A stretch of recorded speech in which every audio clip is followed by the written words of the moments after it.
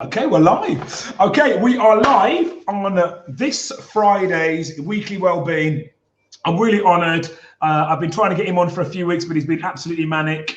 To have my good friend and MD of Spire Tech Group, Paul Valentine. Valley, welcome to the Weekly Wellbeing Show, buddy.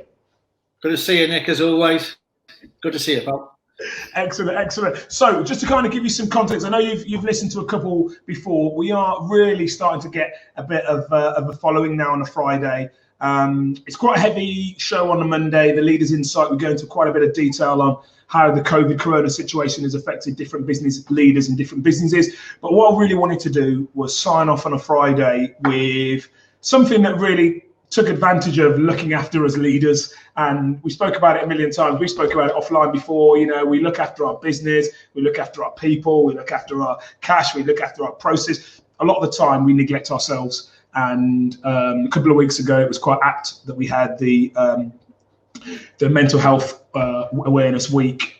We need to look after ourselves physically. We need to look after ourselves emotionally. We look after ourselves from a mental health perspective. So, and also what I really like to do is round off the interviews with some really good news. So we'll be able to do all of that. We'll go into that. It's a nice 10-minute end to the weekend where we like to round off with some good vibes, really. So before further ado, tell us a little bit, for those that don't know Spire Group Tech, I know your business changed incredibly over the last 18 months. Tell us a little bit about the business, Paul. Yeah, thanks, Nick. So we are what could be termed as a sort of a traditional telecoms outfit. So ideally suited to clients with either a single or multiple office. Obviously, things have changed considerably very recently with home working, which we'll probably touch on. But essentially, anyone that wants to sort of bring in telephony and give that customer experience wherever they are. So not essentially fixed to an office, but it could be remote working. It could be whether international travel, bringing that customer experience through to them via telephony. Beautiful, beautiful. And we will touch upon it because obviously, unlike a lot of organisations, you've been as busy as ever from a remote work, creating remote working environments, and obviously the rebrand, which we'll touch upon. In terms of COVID and the corona situation, tell us a little bit about how it's kind of impacted your business from a good perspective and a bad perspective. Give me an overview. Yeah, we consider ourselves very fortunate that we're in a sector which is required communications and whether that's speaking businesses speaking to their colleagues through this time, or with suppliers and with customers. So we're at the hub. We consider ourselves at the hub of keeping that alive. So it's been, I'd have to say, business as usual for us. It was very busy at the start, setting clients up with home working. So whereas traditionally they would perhaps come into a centralized office, those workers were deployed at home, and we were making sure that the customer, their callers, didn't really notice any difference. Calls would come through and they would be dissipated throughout the organization. So that was the first 2 or 3 weeks. Now what we're seeing is more of a strategic role by clients and new businesses, where they realise that maybe the office building was a key point for them, and they're having to sort of rethink about how to use that office building in a different scenario than previously. It's keeping, obviously, the human touch is important.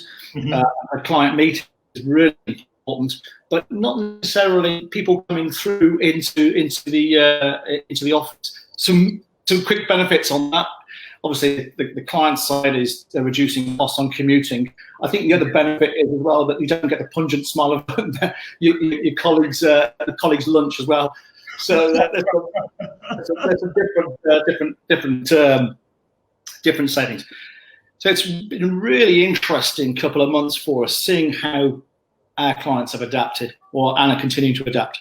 Awesome. And you know what? Thanks for giving me the overview. I would like to go into a bit more detail, but I know you're going to be you're going to be our guest on Leaders Insight in a couple of Mondays' time. So we'll park it there. What I can say for the viewers out there is that you've been our telecoms partner for since the inception of Baxter Williams 3.5 years ago.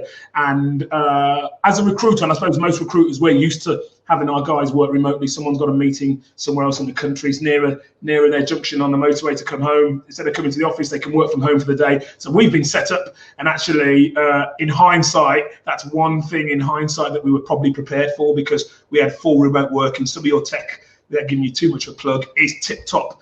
And from a business continuity perspective, none of our clients don't even know that people are working from home, because they ring the number, it comes through, either comes through on their phone, or it comes through on a client server on their laptop. You've got some pretty impressive tech. So I'm sure there are lots of business owners that have been very thankful to create that level of continuity. And as I say, won't steal your thunder from the Leaders Insight in a couple of weeks' time.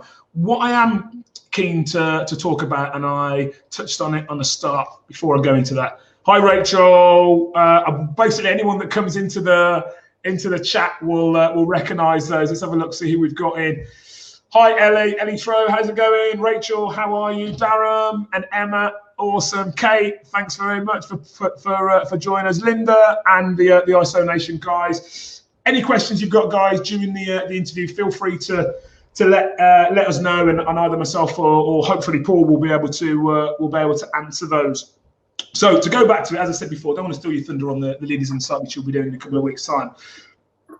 How have you? Everyone's dealt with this very differently. Now, like myself and like most entrepreneurs, I know you're a workaholic. We share the same. You're downstairs. We share the same office building. I know you're the first one in, you're the last one out.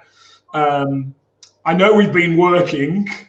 Remote working and coming into the office as much as each other. What have you done to kind of keep yourself sane and mindful, and just being able to deal with this? Because not only are you probably busier than before, you probably got a lot more pressure points on your business, because a lot of people who weren't doing the remote working, who are your clients, are now remote working. What have you done to kind of deal with a lot of the pressure throughout this situation, Paul? It was, it's a key point.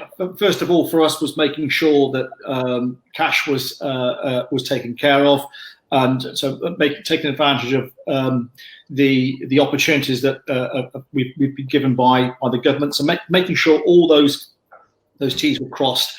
That then gave us headspace to concentrate on the strategic side of the business. But just parking that for a minute, one thing that I've tried to do, and it's still work in progress. I'll typically get up at 5 past, 10 past, or 15 minutes past, which is great.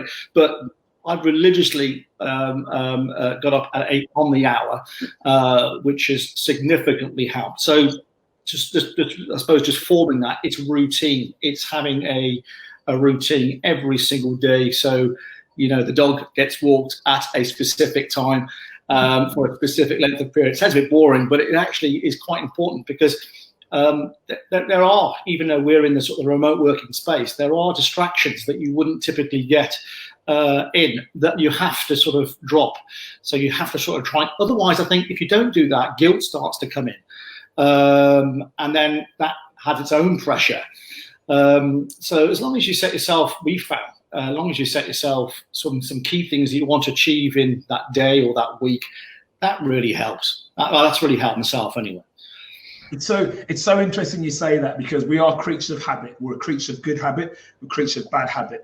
And it's really interesting you made the point about the routine and making sure you stick religiously. You said, I'm really religious around, I'm really conscious that I have that routine, because I know how easy it is to get distracted, especially when you're out of your routine. And actually, a good friend of mine, Nicola Roque, said to me recently, read the book, Eat That Frog. I don't know if you've read the book, Eat That Frog. And it's been inspirational in terms of creating a bit of structure while we've got this discord. You've always been walking your dog anyway. I know you're out and about and you get a lot of fresh air, but the fact that you've created that routine, it looks like it kept you grounded and it's kept you focused, because that's the most important part of being able to deal with this, isn't it? Absolutely. Yeah, it's actually, a key thing is keeping it grounded, sort of listening to what's going on with obviously your own sort of strategic. But yeah, it's interesting. You hear people as you're putting plans in place and you're thinking, okay, we need to do that. But it is sort of keeping it real with other things, family as well, immediate family here, making sure everything is right for them. Mm-hmm. Excellent. And Again, I won't steal the thunder. I'm going to give a few tastes. You've got some really interesting products that are coming out. I know you've been rebranding. Your company looking to really boost your marketing, and we're doing exactly the same thing. We're rebranding our website. We're having a look at how we can change things. And a lot of proactive business leaders at the moment are looking for those opportunities that will come out of the back end of this situation. So again, I won't steal any thunder there. What I do always like to talk about on the Weekly Wellbeing show is the good news.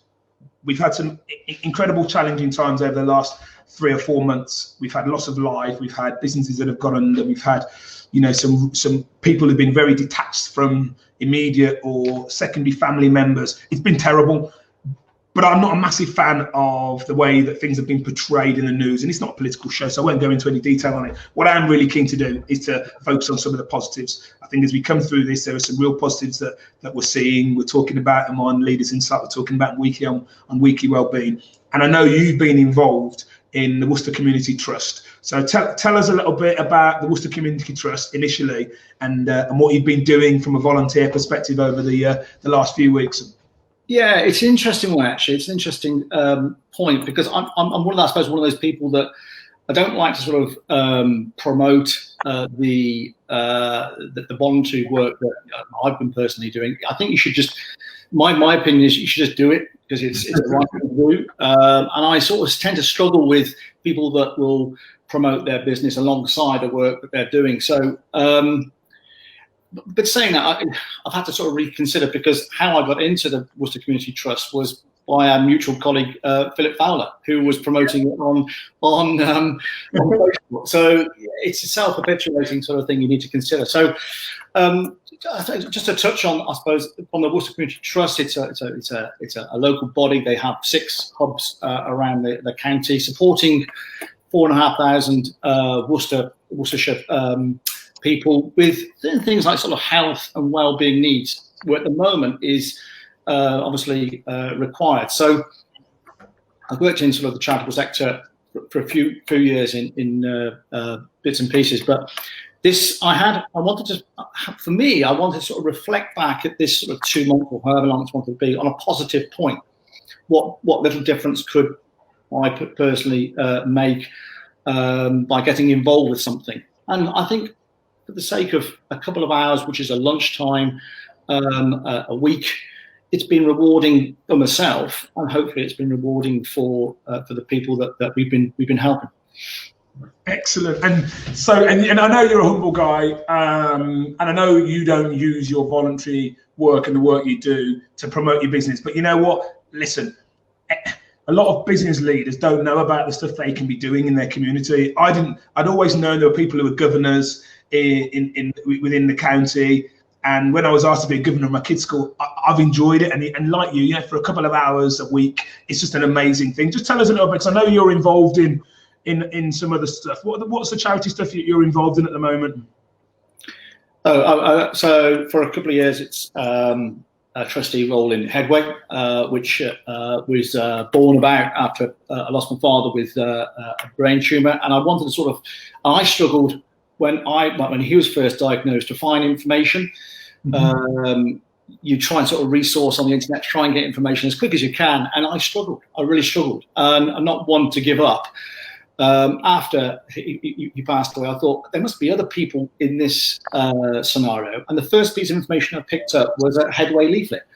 So I approached Headway and said, look, this was my experience in this. Could I provide any sort of help on sort of the operational side? And that was 2.5 years ago. Wow. It's been really enjoyable. It's the one thing that I find challenging there is that as a trustee, as other trustees will know, you have to sort of stand back and perhaps provide guidance, but not actually do it, which is always a bit of a struggle. But yeah, it's been very, very rewarding. So that was busy for the guys over at Headway in Worcestershire, putting their plans already in place. Strong team to cope with outreach and day services, very capable. So that's been going on in the background. And then obviously you have a little bit of a couple of hours a week at lunchtime doing the Worcester Community Trust, which is meeting people. And one thing that's done for myself is keep my feet firmly on the ground. You know, we're fortunate to have a garden and to get out, but some of the people that we meet cannot get out because of their health conditions. There's just their health conditions, their health conditions too compromised. Yeah. And they're looking forward to seeing you. And there'll be examples where you'll ring the bell, ring the buzzer, and they'll say, "Paul, I'm really pleased it's you." And you think, "I haven't spoken to anybody in a week, and I'm just there delivering a food package." But it isn't just that. What we try and do is give 10-15 minutes per person. That well-being check is key. So yeah, there's a great report. I've now got requests for different sort of books and things. Yeah. So we know that Worcester Community Trust, it looks after about 4,000. Is that individuals or 4,000 households? That's 4,500 individuals. Okay, so individuals that have got specific needs, whether it's well-being, whether it's other health associated benefits, and you take food do you take food parcels, do you take meals, or do you take food for a week or a couple of days? What do you take round to them? All of the above, yeah. So it's a hot food for those people that struggle to cook, have the right ingredients and protein in their diet. Okay. through to cold foods as well, and also, you know, gifts and games for the children. So it's the packages themselves are designed to keep that person and the family active for a couple of days. It's a touch point, really. That's what I've got out of it. It's a touch point that they feel that there's a sense of, you know, a sense of community there, which works. And actually a touch point that they're not getting. So you can see on the screen there, it's a really good point from Christian Collison at Nifty. He's saying, if you're not sharing what you do, how do you inspire others to give back to? So you've got to be mindful of that, Paul, because I know you're a humble guy, and we could talk about some of, you know, you work with Wooden Spoon, you work with a number of other charitable organisations, but if you don't tell people, because I didn't know, how do you get involved in all these different things? Linda's saying here, Headway is a great charity. We've worked with them too by providing wheelchair access vehicles for severely mobility impaired clients. That's amazing work there, Linda. Thank you very much for that. I was starting to get Paul Andrew Evans now starting to troll us on he's put, can you ask Paul what the prefix is for number plates from Mexico? So I'm assuming that's some kind of in joke there. It is, yeah. Do you want me to talk about Chris Gore saying 2 hours for lunch, exclamation mark. Yeah. Well, I'm going to say is Fiji to Paul, back to Paul. Fiji. So listen, we talked about touch points there, and the great thing about what you're doing right now is that a lot of those people can't be in touch with people, and they probably got outreach centres they can go to. They've probably got community village halls and community halls. They've probably got some other initiatives that we talked about with the Worcester Community Foundation with the Warriors that they could do. They can't do it. They're at risk. They've got to stay in their homes to protect themselves, and a lot of people are at risk. So tell me what kind of interactions you're having, and some, without mentioning names, some of the characters that you've kind of built a little bit of a bond up with. Yeah, it ranges, and it's interesting actually, the dynamics. And what I'm seeing is that the younger families that you deal with are perhaps, I think, a little bit proud to have sort of support, maybe. So it's a very short conversation. Maybe they're conscious of the people that are around them. Whereas there's a clear separation between the people that are sort of at the older generation that really are looking for conversation and time, and again that touch point. Very clear divide. So some of the requests that we're getting are, as I said, different authors and books. It's just trying to keep every sort of delivery personal with them, which I quite enjoy. It's going to be difficult to sort of let go. And I think if I can just mention that, if people are looking to get into sort of volunteering quickly, it's not too late. As I think across the country, there's a lot of people like myself that have been doing volunteering, and as their businesses get back up to where they were before, you're going to see charities wanting more resource. So it's not too late.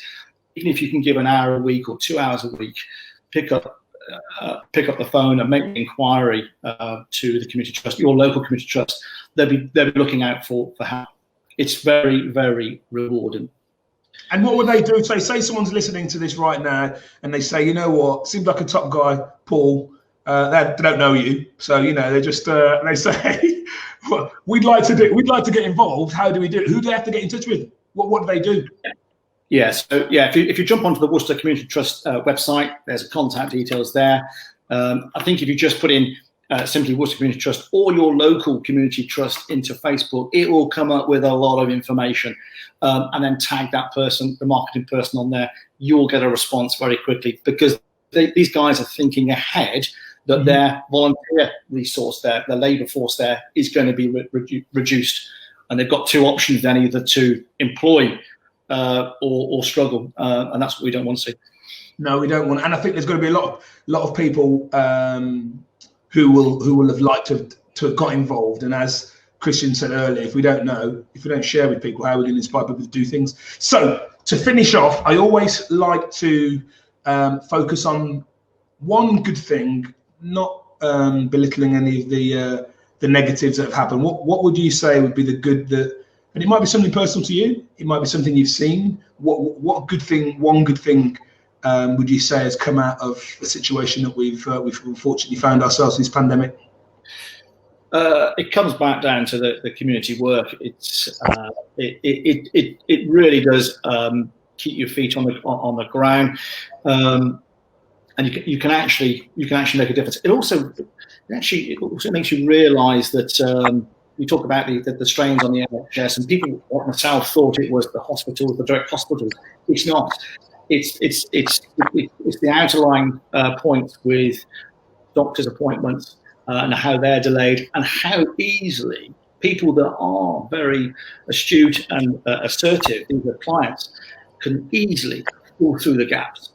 Absolutely, that's opened my eyes to the dangers, really. So that's the positive. It's keeping your feet on the ground and sort of thinking a little bit further ahead of the consequences of it. I love it. And you know what? We talked about it. We had our roundup with the team today. We have a roundup every day at 10 o'clock. And that's another thing that kind of came out. There's always someone worse off than us. And I think the good thing is, because normally we're so self-obsessed and self-consumed in our own world and our own challenges and our own problems, that nothing ever, unless it's a bereavement, there's nothing out there bigger than what we're dealing with. And I think this has helped create some perspective. And I think what you're saying there, grounding yourself, is giving you some perspective to say, some people have got it worse off. And the people I'm speaking to, just making their day by delivering a food package, I didn't think that could have made someone's day, and it has. So yeah. I'm hoping that today's chat will inspire people who have got some time, they've got the inclination to make a difference, that they'll reach out to either the Worcester Community Trust, or, because obviously this goes nationally, to their local community trust. What I want to do is I want to say a big, massive thank you from myself, Nick Baxter, and all the guys at IsoNation for you giving your time today. I know you're a top guy. I've known you for a number of years, and I know you're a humble dude. So it's really nice for you to be able to share your story and share some good news. So we wish everyone a fantastic weekend from myself, Nick Baxter, Paul Valentine at Spire Tech Group, and have a fantastic weekend, guys. Cheers, Paul. Cheers, Nick. See you, buddy. Nice one, buddy. Really appreciate it.